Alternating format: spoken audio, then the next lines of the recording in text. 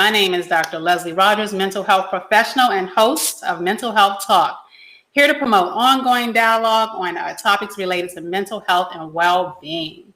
I am so excited to introduce my guest this evening, Antone Chooky Caldwell. For tonight's episode, having a chat with Antone Chooky Caldwell, music, marriage, and mental health, the three M's. Mm-hmm. Music, marriage, and mental health. That's a loaded topic, isn't it? Yeah, it is. We'll have some fun today. Right.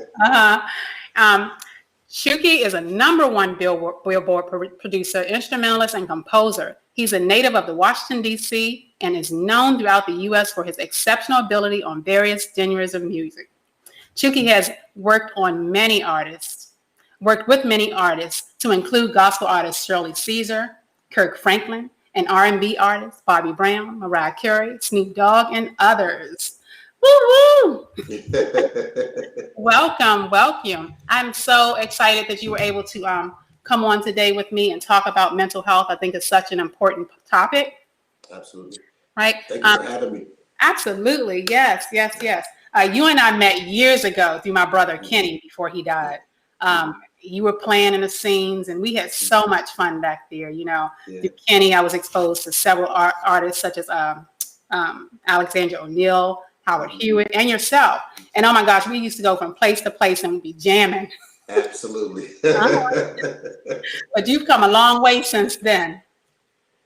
Thank you. Yes, it's been a fun journey, and I'm glad that I'm still here. Absolutely, yeah. But wait a minute. Before we get started, let's talk real quick about this Kirk Franklin thing. What is going on? And you've worked with him before. Yes. Yeah. I think it was reality, and that was a very, very transparent moment. Mm-hmm. And there's a lot of people in the industry, just day-to-day life, that there's so many things that sometimes we put on a facade, or make it look like everything is okay. And there's a lot of things that are not okay, from our personal, our social, and spiritual, mental. And all those things. And that was just I think that was just an example of someone who sometimes we look at in very, very high regard, just having a real moment. Right. Having a real moment. So my prayers continue to go out to him and his family. Absolutely. I think we all sometimes tend to wear masks, but one way in the public, especially when we're in the limelight. Well, one way in the public and then different behind scenes. But we're human. Let me tell you. I was telling a girlfriend of mine the other day, if we've never cursed as Christians, give me one Christian that has never said a curse word in their life. Exactly. And none of us are Christians. Right. Some of us might all have our days. Right. Some of us might be like sugar, honey, iced tea, but we still thinking it. Right. You know what that is. Yes. Right. But we're still thinking it. But I think that, we do have those moments. We get irritable, we get angry, we become angry. We have, things that we're going through in our private lives that's not public. Right. But it doesn't determine who our character is. Absolutely. Mm-hmm. And I think that's the gray area of it all is when you go up the ladder in your platform and your profession, so many more things are highlighted, and you got to think, everyone is, they're able to have their own opinion, but when so many opinions weigh in at one time, we never think about the person who we're, basing our opinion upon. So that could be a lot. Yeah. I think it makes you look human. It humanizes you when you slip up. Right. Like that. Because I think so many times, I think so many times we become, into the church or become Christians, and it dehumanizes us in the public. But we're still human. Right.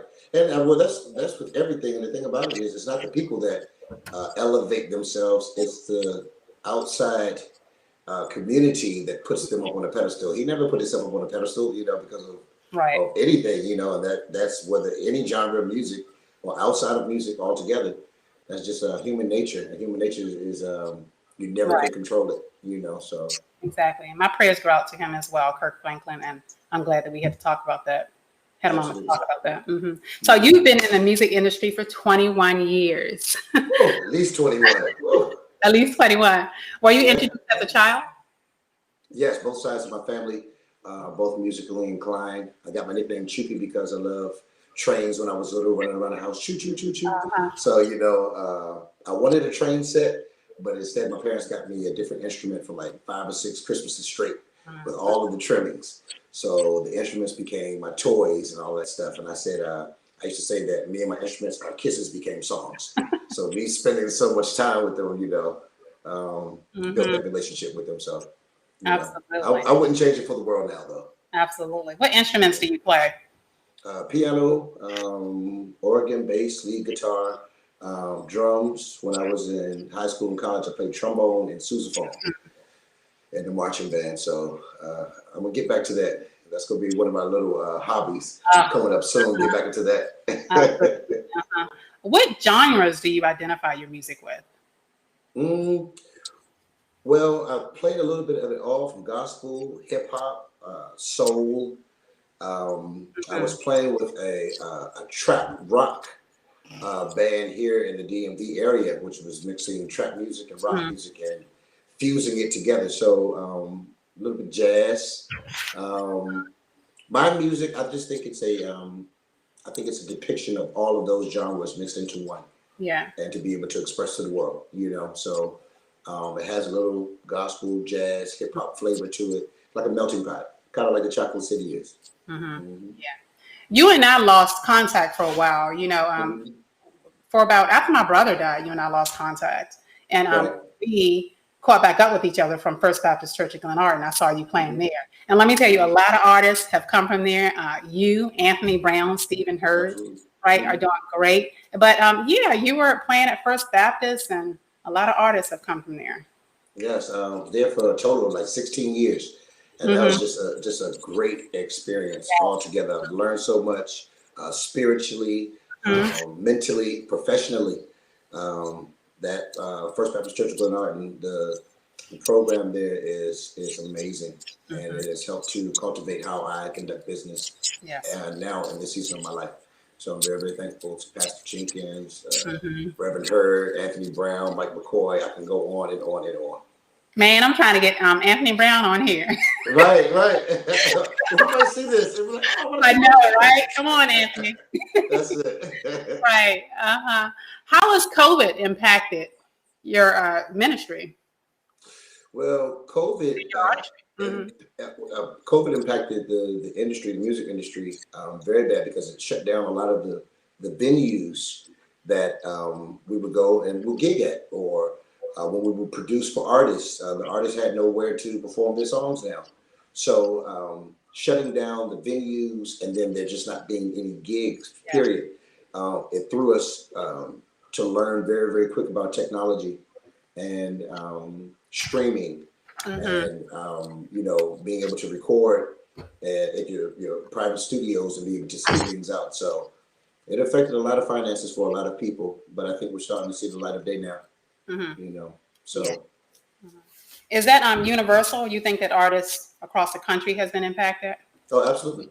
Yeah. So I have some good friends in London and in the UK, and we would talk very, very often on WhatsApp, and they were doing some things, shutting down things a lot quicker, than us. I know there was one point in time where even the churches and stuff like that, you couldn't sing in the churches and stuff like that. So I was like, wow, talking about changing the whole format of things. That was, and then a lot of people started to experience depression because of that. So the mental health and the music and COVID, all that stuff, it tied right in together. So it impacted a lot of people. Thank God, like I said, for technology. It pushed us to learn some new softwares and things of that nature, and to really update our own personal software. Okay, when the world opens back up, things are going to look different.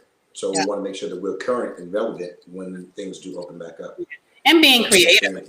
Yeah, absolutely. Yeah, being creative and deciding, how to do things while we're on lockdown, per se. Absolutely. Yeah. I saw Earth, Wind, and Fire. They did a concert on live, a live concert on the Really? It was awesome. They were in their own homes. Right. And they were playing the instruments, and they did a live concert online. And the thing about it is, it was it was a moment dealing with the COVID-19, the pandemic. Mm-hmm. It was a moment where we could all realize that it became an even playing field for everyone. Mm-hmm. So a lot of the A-listing artists, they weren't going to major arenas and making $2 million for a show. If they were doing the concert, like you just said, they were doing it from their own homes too, just as independent artists Mm-hmm. and everyone alike. So it pushed everyone to raise the bar to what we had been doing and just be prepared for when things did open back up. So yeah. Mm-hmm. Mm-hmm. And I'm glad you brought up low mood, like depression and anxiety and things like that. When I say being creative, thinking about ways that you can turn that negative into a positive. Let me tell you, that's part of the reason why I started this show, because I was getting so down being in the house all the time, not away from my family. My family is home in Maryland. I'm here in North Carolina. Right. So trying to think of ways to be positive. Right. And engaged. Engagement is that biggest piece that's getting people down, the lack of engagement. Yeah. Yeah. Mm-hmm. And the thing about it, sometimes we're so used to a support system, like you mentioned earlier. We're used to people surrounding our crew, what they say, gang, those around you, pushing you to be as creative and as productive as you can be.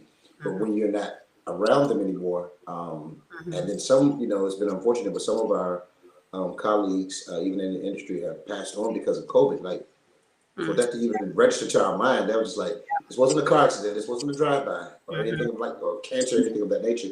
It's a brand new situation that came about, and literally took people out of here. So just have you thinking about a lot, Yeah. and keeping the balance. Yeah. Mm-hmm. It does. Now when I'm thinking about it, it does. It has you thinking about life. Yeah. Family. It does. You thinking at a deeper level. Your spirituality, because whatever you believed in, whatever religion you were, a believer of, this put everything, it was at the crossroads. Do you really believe what you say you believe? And that was just very, very, very amazing just to see the different responses from so many different people in so many different sectors. Mm-hmm. Yeah, absolutely. And we're going to talk about your faith later, so I'm glad you brought that up.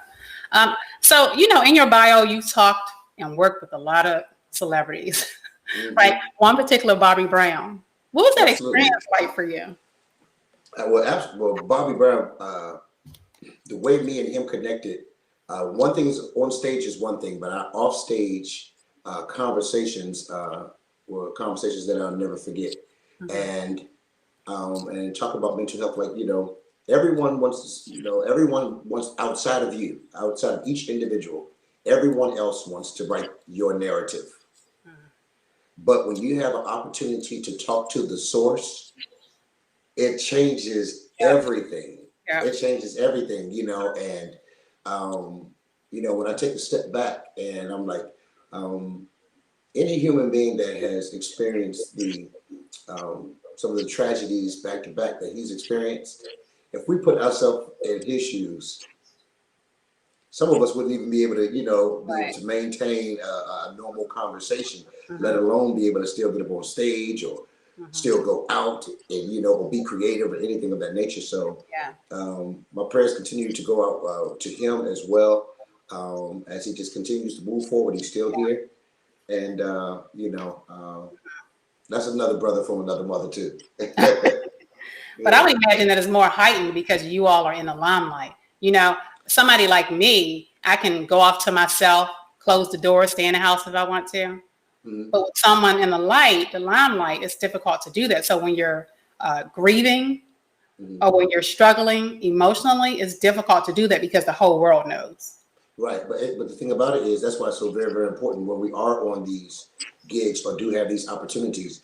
When people say like the limelight, that's what they see when we're on stage. That's what they see when we come off stage. But when we're preparing to go to the next city or whatever, it's normally just the inner circle that's together. So we can see each other, so you have that brief moment of exactly. Yeah. And the thing about it is, when it's those things, it helps to become like family. Yeah. Because as soon as you walk out the door, there's so much opposition, and so when we have those moments where it's just the inner circle and we talk, and we talk from the heart. And those are those moments. It's our offstage presentation that really builds those bonds. Yeah. Mm-hmm. Yeah. So I'm Yeah. curious, Yes. out of everyone, and you gave me a list of people that you've worked with, Mm-hmm. which one has made a lasting impression on you?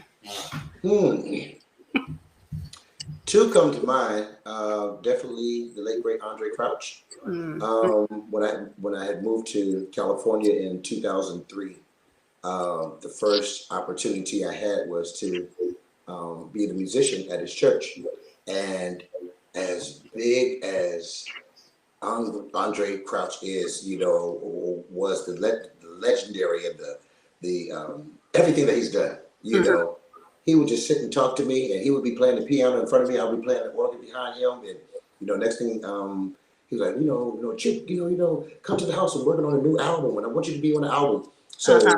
one of my nostalgic moments was I was at his house, and we were recording the album, and I'm sitting there with singers like Tata Vega, the original Andre Crouch singers. I was like, I grew up watching you all on TV. Now I'm literally sitting beside you, and we're recording Uh-huh. together.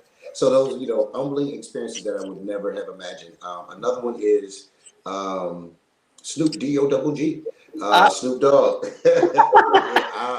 our birthdays are literally 5 days apart. mm, So when we would be on the road, there was a point in time where I was adjusting to moving from the East Coast all the way far to the West Coast and not having any family mm-hmm. over there.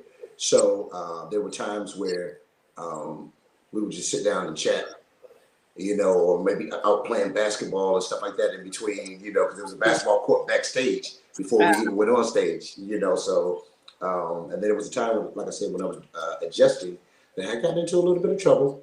Mm-hmm. And he came through like I would have never imagined, and I Mm. appreciate that from him to this day. Yeah. I do hear about often, you read about how artists become support systems for themselves, how, Mm-hmm. they help persons become, get out of homelessness, Mm-hmm. and they help each other in many ways. Mm-hmm. Mm-hmm. Absolutely, and Yeah. that's because, like I said, that's the off stage presentation. What's the off stage relationship we're building? At the Uh-huh. end of the day, music is a universal language, Right. but those of us who are creating it and performing it, we Mm-hmm. have to have that moment of just reality for a minute as well. So, Okay. Yeah. I'm very thankful for those moments. Mm-hmm. So Chook, because I call you Chook, Oh, you good? um, you've been exposed to a lot, as a musician, you've been exposed to a lot. How have you been impacted by mental health, either professionally, personally? How have you been impacted? Well, it's a lot because dealing with not only the different genres of music, but each artist you perform with or have any interaction with, all these different personalities, Yeah. and just like some regular people, sometimes we don't have a grip on reality. At times, we have to make sure that we have a base that we just don't cross. And so I've seen it happen where some A-listing artists would go to places, and there might not be the amount of people there that they expected them were going to be there. So then their personality kind of changes when they're on stage, and they don't have that oomph. So it's the support system. The rest of us on stage, come on now, we all in this together. Wait, look, if it's just us here, let's perform like it's 10 million people, in the audience or whatever. So and that's from independent artists to, like I said, A-listing artists, all of the different genres of music. It happens to everybody. It's the same thing like with us, as musicians and songwriters and producers. Sometimes we don't feel like it. Mm-hmm. Sometimes what they call it, you woke up on the wrong side of the bed. But I have to tap into this creativity and this creative space to be able to produce something for another human being. Mm-hmm. So if I'm not good up here, or if this is not settled, then it comes across in my creativity or lack thereof. So just making sure that we have a balance with that and acknowledging that, like sitting down and talking to someone, it's okay. Mm-hmm. It really is okay. I've learned that hearing someone else's perspective of what I'm going through helps. That's data for me to Mm-hmm. be able to equate a different resolution to what I'm going through, and that's just very, very important. So Yeah. yeah. Yeah. Mhm. Mm-hmm. Keep Do it you very, think? very just sensitive to it. Yeah. Mm-hmm. Do you think by disclosing mental health, Mm-hmm. you would be judged, or do you ever think that I should keep quiet on certain things because of the career I'm in? No, not me. And I know everybody is different, but when there are people, like I said, that look at us, or put us on a pedestal or whatever. No, it's good to tell them exactly what I had to go through and what I go through on a day-to-day basis to get to where a person looks at if you look at me like, oh, I got it. He's resilient, or he got it together. Trust me, it wasn't by myself. My Hmm. faith, people in my circle, family, and close friends. And Yeah. then when that is not enough, you go to a therapist, or go to Yeah. a counselor to be able Hmm. to give you fundamental tools to be able to navigate through your issues. So Right. I take all that to heart. Yeah. And it's interesting you say that, because I resonated that, because oftentimes you do get people, depending on what you do, think that you got Right, it all. right, Like you're not going through anything, right? You right, got loads and loads of money. You're not right, going through anything. And, right, and it's difficult, because sometimes I want to say to, folks, I don't have it all. Sometimes I do fall apart, right, right? Sometimes I right. fall apart. Sometimes I go in my room and cry at night. You know, Absolutely. I fall apart sometimes, Mhm. and And it's it's you know okay. what, and it's that keeping the balance, because the old school people used to tell us, you can walk through the fire, but don't come out smelling like smoke. So whatever can go on in the household, but when you go outside, you don't look like nothing has happened to you. So I understood how what they meant. Be resilient and don't let nobody know that you're going through stuff. But when you don't have an outlet to release it or to deal with it, because when you continue to sweep something up under the rug, next thing you know, it becomes a big lump in the rug. So anybody who walks past it will trip over it, and you don't know why. Well, let's take this stuff that we done pulled up on from up under the rug and throw it in the trash, or And there was separate a it the lot of way it needs things to be. put up under that rug, buddy. Listen, listen to me. Uh, you know, Uh-huh. God has been good, but had to learn to Uh, lift the rug. And then a lot of times you didn't want to lift the rug up and peek, or see what the things that you had swept, mhm. put in, there. Because some things are hard to deal with. So Yeah. when you have a solid um, uh, platform to be able to release it to be able to share it and dissect it on, Yeah. that's what's important. That's really what's important to me. Yeah. I think that, the road to resilience can include telling your story, being able to Absolutely. tell your story in a way that it will help others, and that helps healing. Absolutely. It helps the healing process as well. Absolutely. And then it lets other people know that whatever they're going through, Hmm. somebody else is going through something, the same thing or worse. Right. That's like a consistent, humbling space for me. Because Hmm. whenever I'm going through something, it's like clockwork. I hear someone else's situation, and Yeah. I'm like, okay, what I'm going through ain't nothing compared to that. All right, Yeah. shoot, get back on point. You know what I mean? So God got his way of, I'm keeping you humbled. You Right. know. Hmm. Absolutely. So, what's your thoughts on therapy? Very important. Utilizing those tools, and then honestly, um, like clinical psychology and things of that nature, I think it's really cool because it's outside of faith-based counseling. Faith-based counseling is absolutely great. I'm Yeah. a pioneer of it. Hmm. Um, then also there are times where we just need to understand, boom, like the love languages ain't in the Bible. Hmm. But I needed to be able to learn that so I could learn myself before I could love anybody else or share with someone else how to love me. If you don't know yourself, from A, B, and C. So those were, just fundamental things Yeah. that, like I said, weren't in the Bible, weren't being taught in church, but were very, very important and pivotal to my Right. healing and Hmm. to my growth. Yeah. So Sometimes I used to think, growing up, the way we grew up, mhm, our parents would say, pray about it. right, Right. And then I would think that, oh, I'm not a Christian because, I don't hear God's voice, or, you know, I need to really hear somebody. I want to hear somebody's voice. And I've had a patient ask me, Dr. Rogers, can I love God and go to therapy? Can I love God and absolutely, come to you too? My response was, well, maybe God put me in place, to have absolutely, something more tangible. So what do you think? I Absolutely. mean, can a person love God and seek therapy at the same time? Absolutely. God places people in our paths. He's given us the ability to be able to go to school and be able to acquire knowledge, and not only that, but sitting down with someone who can give you a total different perspective of it. Like I mentioned before, it's like it's data and it's information that makes me process what I'm going through differently. And Right. then when people are put in your life, what they say, people are sometimes a bridge over troubled water. Now, once you get over that troubled water, you're not supposed to take that bridge with you. I believe that you're supposed to leave that bridge there for someone else to be Yeah. able to get over the troubled water. So um, I want to go to the next place. I want to go to the next place. So whenever I get to a troubling time and I don't know the answer, I pray about it.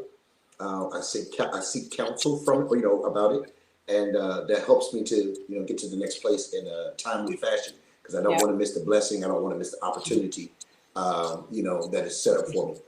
But this is a different time now. I think that when we were growing up, you got to take into consideration embarrassment, Right. embarrassment on a family. You don't want to go out Right. and talk to, some unknown person.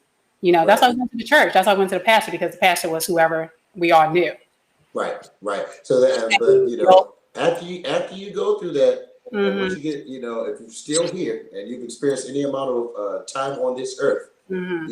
we'll also see, okay, let's do something different because I did that several times. And a lot of times it didn't work, and it wasn't the person or whatever, but it was just let's try something different because to do the Right. same thing over and over again and expecting different results is the Yeah. definition of crazy.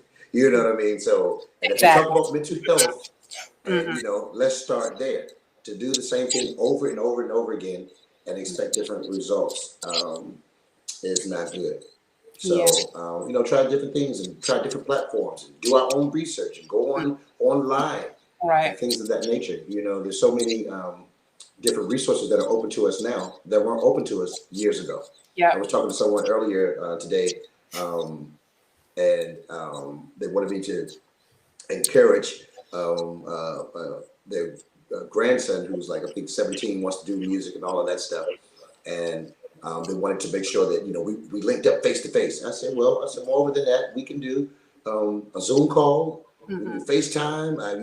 And I was mentioning to them, I was like, the way we came up, there was no Wi-Fi, there was no World Wide Web, there Mm-hmm. was no social media.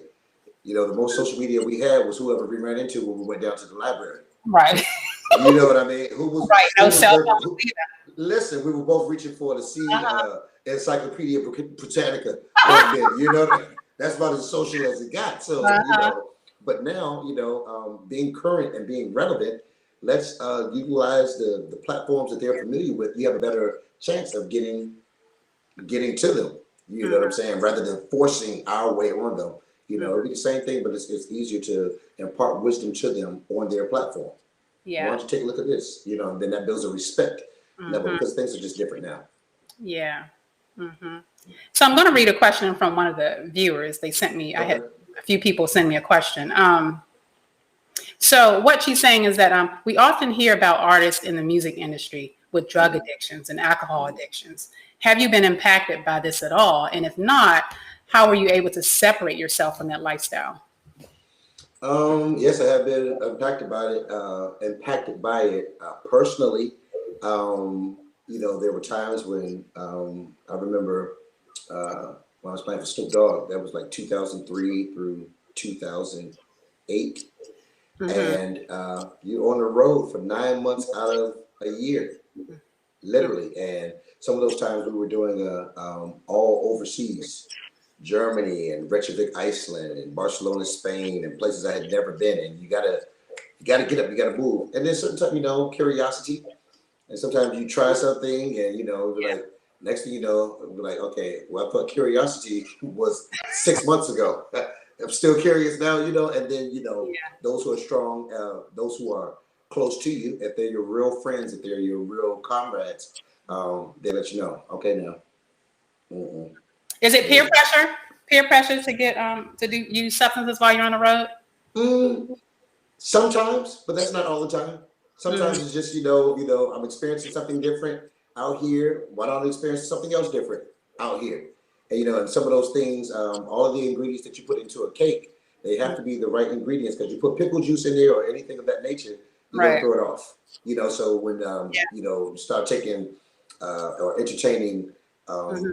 drugs and things of that nature, then the next thing you know, you're late for your sound check, or you didn't come downstairs on time when the you know leaving out to go to another country, and you can see how it down. You Yeah. know, that's a quick downhill spiral. So Yeah. for me, I knew what my assignment has been from God for music all my life, just period. Hmm. So I said, these things cannot be a factor in it. You know, so it's just finding what that strong sense is to pull you out of those dark places. It's unfortunate because some people don't have that Hmm. support system to help pull them out. Right. And you know, but I'm just very, very thankful. So Yeah. I said support systems. I meant this. I said peer pressure. I meant to say conformity. You know, oh people yeah, conforming. yeah, You know, in order right, not to be the outcast. Or you know, I remember telling my son when he went to college, mm-hmm. listen, I knew what he wanted to do. I knew he wanted to go to law enforcement, and me and his dad was on him. You know, Right, no drugs. You know, right, right, right, right, he was a designated driver. No drugs, no right, alcohol. And you know, when you go to college, right. alcohol, drugs, etc. Mm-hmm. You know, he Mm-hmm. said that I think he said he tried alcohol once but didn't like it. But Mm-hmm. you know, you have your goals that you want to Mm-hmm. meet. You can't let these things get in the way of you, Mm-hmm. especially with substance use. You know, Right. it's hard to bounce back up once you get hooked. Right. And then, like you said, so like conformity, you have peer pressure. Then, like for me, I've always been like the conformity part wasn't my weakness. Like if everyone else was doing it, I was going to try to do it too. Right. Because I was always the one, even back in the day. I like to wear colors. You know what I'm saying? Well, you know, my hair was different and all of that stuff.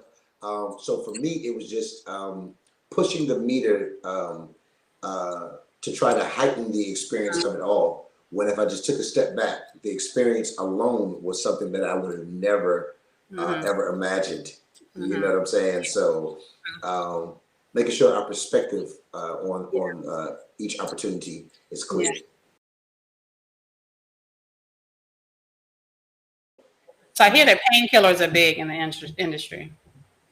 Yeah, it worked for me, but a lot of times when people are dancing, a whole bunch of dancing, or you're Mm-hmm. literally on your feet, you know, the majority of the time, or like sleeping pills as well, because you're going to these different time zones, so forth and so on. You know, you're up, your body's up, but you gotta hit the Yeah. stage and be 1,000%. So trying different ways to balance it, and all it really takes is organization. Organization. If I know I'm going to be to a country in 2 days and the time difference is 6 hours, then let me prepare my body 2 days before. So when I get there, it'll start to kind of try to line up. You know what I'm saying? So it doesn't seem as extreme on the body. Just proper preparation prevents poor performance. And I just learned to prepare and organize in advance when I'm coming about, you Mm-hmm. know, these different opportunities. Right. Mm-hmm. Yeah. Okay. And you know, let's get to it because I know y'all are waiting. Let's get on relationships. Let's get on it. You know, you've been around the world, you've traveled a lot. How has that impacted, you know, the ability to initiate and maintain relationships, either whether they're platonic, interpersonal relationships, or romantic relationships? How does that impact that? Hmm. It's kind of six of one and a half a dozen of the other. Sometimes entertaining some relationships, sometimes space is really good because you really get to know a person, and it's not based on a hug or physical touch or anything of that nature, but you literally through communication are building Long distance communication. relationships are tough. Say one more time. But long distance relationships are tough. They are, they are, but then but then you have like myself, where you know I've been divorced more than once, and one of the takeaways that I have from that is if I would have just took the time to learn the person more, Mm-hmm. took more time, so Mm-hmm. like I said, it's on both sides of the seesaw, both sides of the pendulum, and then also sometimes when you are away, you know. Human nature, and hopefully there's always you want to always find the best in people, but some people do have ulterior motives, Mm-hmm. and that's unfortunate. But Right. that sometimes when infidelity can come in, like you said, long distance relationships and stuff are are tough. Where we in this together anyway. You know what I mean? So, but we in together. Take me with you. Exactly. You know, Take me with you. I want to go to Amsterdam. I, I understand, but you know what? But that's the thing. Like, keeping it separate. Like, I guess as we get older and things of that nature, you do blend it. Like, you know, or don't be away from home if if it doesn't make dollars, then it doesn't make sense. Or productivity or furthering your particular goal or your ambitions and your legacy. But I just can't be traveling and I could be at home building this relationship, you know. So I think that's important. So you're single right now, right? Yes. Well, you know, I don't. You single ladies. Stop it. I'll say I'm not married at the time. I'm married to my profession and moreover than anything, but I'm taking a moment to get me back. Right. Like I said, that was very, very important. Like, you know, you give so much love to other people, you forget how to love yourself and forget who you are. Yeah. And I literally have forgotten what it is that Antone Chooky Caldwell likes. You know, so just taking the time for me to love up on me for a minute. You know, so you know. Yeah. And I often I'm sorry. Go ahead. I'm just saying so I can be in a good place mentally. Yeah. You know. Yeah. And I often feel that we often jump, not you, I'm not saying you, but sometimes we have a tendency to jump from relationship to relationship without really taking the time to sit back and think about what it is that we want. So we're jumping from these relationships, jumping from marriages without even knowing, okay, what am I looking for? Right. And giving yourself honestly time to heal. Yep. You know, I didn't understand that as clear as, you know, within these past 5 years. Right. Like giving yourself time to heal so that those things don't come up. You know, we talk about taking baggage into other relationships and all that stuff.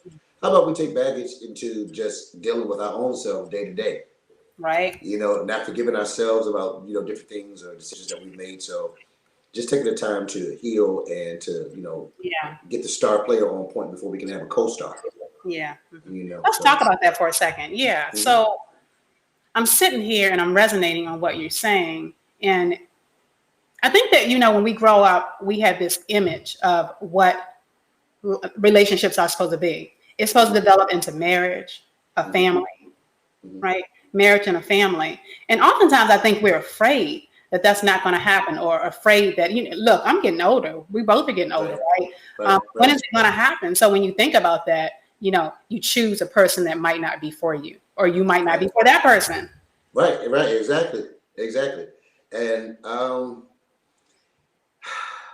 I guess that's the phase I'm in now.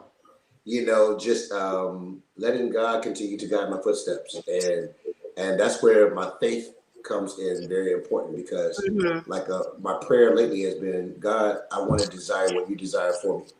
God, I want to will what you will for me. Right. You know, because I've made some decisions and I was like, I guess that wasn't the right decision. And again. So just taking a step back and just letting him, you know, work. And then based upon the opportunities that he brings our way, how we deal with them once we've gone through it, like, have we learned our lesson? And how we deal with them is how I really believe how, you know, God determines what he can trust us with. So do you think that men and women are different from what they want in relationships? Yes, Yes, and one thing I learned, like when I talk about the love languages, it's very, very important, because a lot of times we give off the love language that we like to receive, and that's male and female. And you wonder why it doesn't seem reciprocated. Right. Well, that's not how they receive love. You know what I'm saying? You know, it might be gifts, it might be acts of service, it might be, you know, touch or whatever. So a lot of times I think we give off what we like to receive rather than giving the person love the way they receive it. I think we want the same things. It's just expressed differently. True. I think you all just express it differently. Well, that's part of it. We want the same thing. That's a whole nother hour I conversation. know, right? But we want the same thing. Y'all be trying to make like we don't want the same thing, but Here we go. Guys, chime in. Help me out here. But listen, I printed off this thing that somebody put together. It says, okay, men want to be left alone, not to be nagged, loyalty, sex, food, encouragement. Women want loyalty, money, love, companionship. Men want companionship. Men want love. Right. Men want stability, if that's what they mean by money. Okay. We both want stability, right? Right. Right. And then you know what though? Then I look at it too is what was the picture of love that each person came up in? Because if we talk about mental health, we talk about our especially the African American community. There was a lot of times where a lot of people didn't have a 2-parent household. There might be a single parent there. Maybe a single mom, maybe a single dad. So if you never have anything to base what you feel that security and stability is, you go through life experience trying to figure it out. Yeah. You know what I mean? So, but you know what? I think that's growing. I think that again, we're in a different time now. For instance, I was a single parent, right?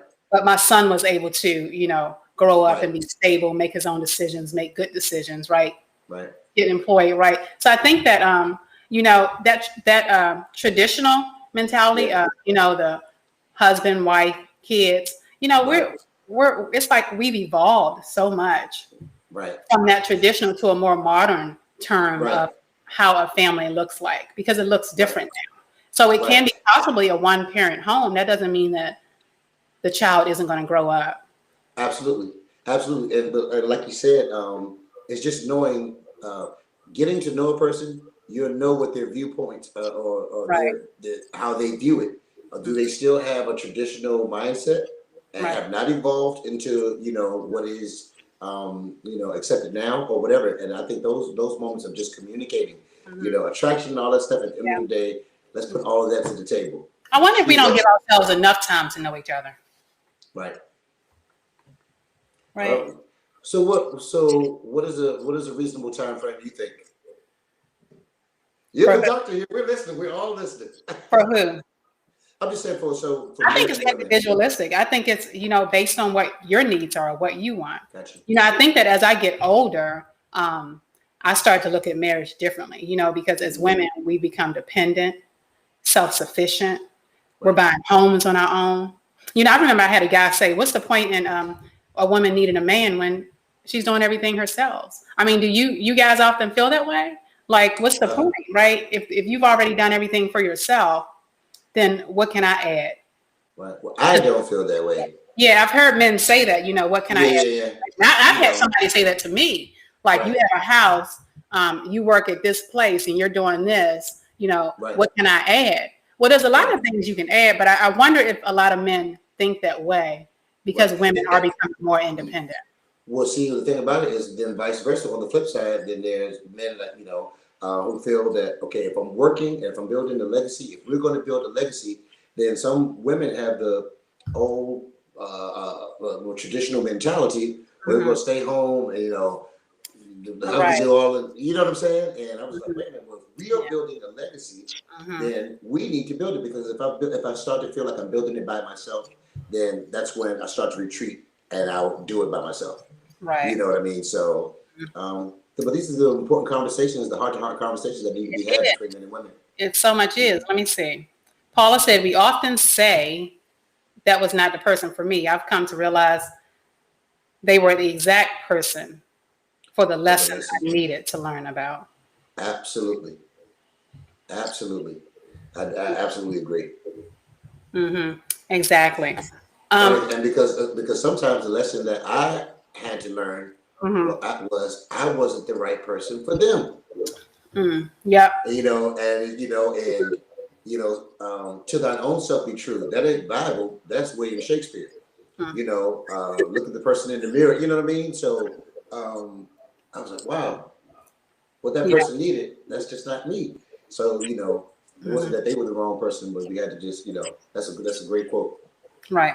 So when I ask somebody what they wanted in a relationship, marriage, loyalty, commitment, honesty, security, compassion, friendship, intimacy, support system. Faith-based. Hey, that That's was me. I great. wrote that. That's what I want. Oh, That's what, let me go ahead and tell y'all. That's what I want, right? that sums it all up right there. That That's sums it it. all. That's what I want, right? And at the end of Yeah, that marriage, right? yeah, Okay. Okay. that's Um, perfect. so, but I believe men want the same thing. Again, I think that you guys just express it differently. True, true, and a lot of things that we want, women want the same thing. Right. So you look at that. What's the quote? Men are from Venus, women from Mars. However it is, Oh, we that's just want. Steve Maybe so. I don't know. I think that, I don't know. I just know we are wired different. We're right. wired differently, and Yeah, we are wired differently. what do they say that in a day's time, a woman might say 20,000 words, when a man might say at least half that amount, and we still want the same stuff. We just don't. So what that mean? We're expressive, right? We express ourselves. Expressive, yeah. You guys are more inhibited. Men are more inhibited. Women are more vocal. No. I think sometimes we're more can be more direct. Okay. So instead of painting a bigger picture, like these are the colors, these are the 3 colors. We can pick what we want, and this is it.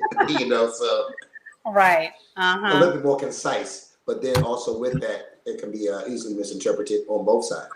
Exactly. Sometimes when a man asks a female a question, and say rather than it feeling like you going all the way around the mulberry bush, just answer my question, please. Let me ask you: do you think you're going to get married again? You'd get married again?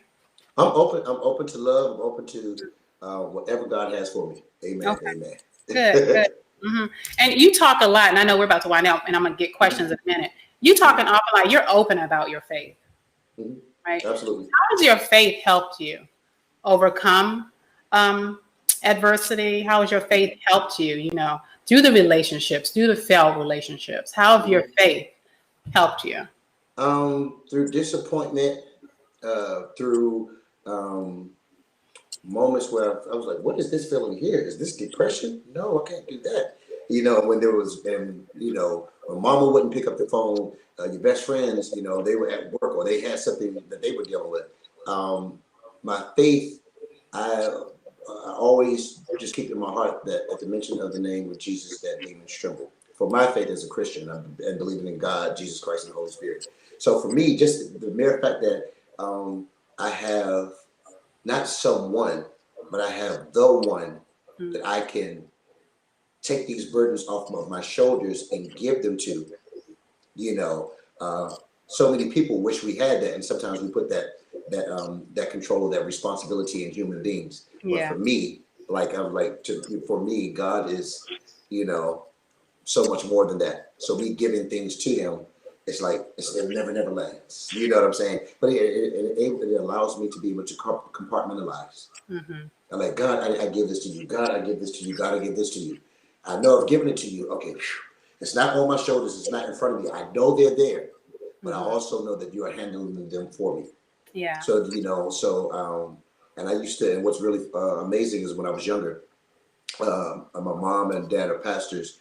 Me and my mom, we used to get into it sometimes, and I'd be like, Mom, I was like, everything can't be God. Everything can't be God. And understand how, in these years of my life, how many times I've gone past my mom's house, I've given her a call and been like, Mom, everything is God. God is in everything. Right, you're right. So that's a reality check. When you're growing up, and again, my family was ministers too. My mother and my stepdad was ministers. So when you go into church and they do say, pray to God, or you say you're not feeling good, go to God. You say you're feeling down, go to God. And I used to say to myself, well, I don't hear Him. Right. And I used to get angry. Like, I don't hear Him. So who am I talking to? But it's not until you learn and you develop in your faith that you see that, it's, I guess, I don't want to say it's not tangible, because to me it is tangible, but it's not, what am I trying to say? So what? So the thing about it is, you saying tangible. That's actually a great word. Tangible is something that you can touch.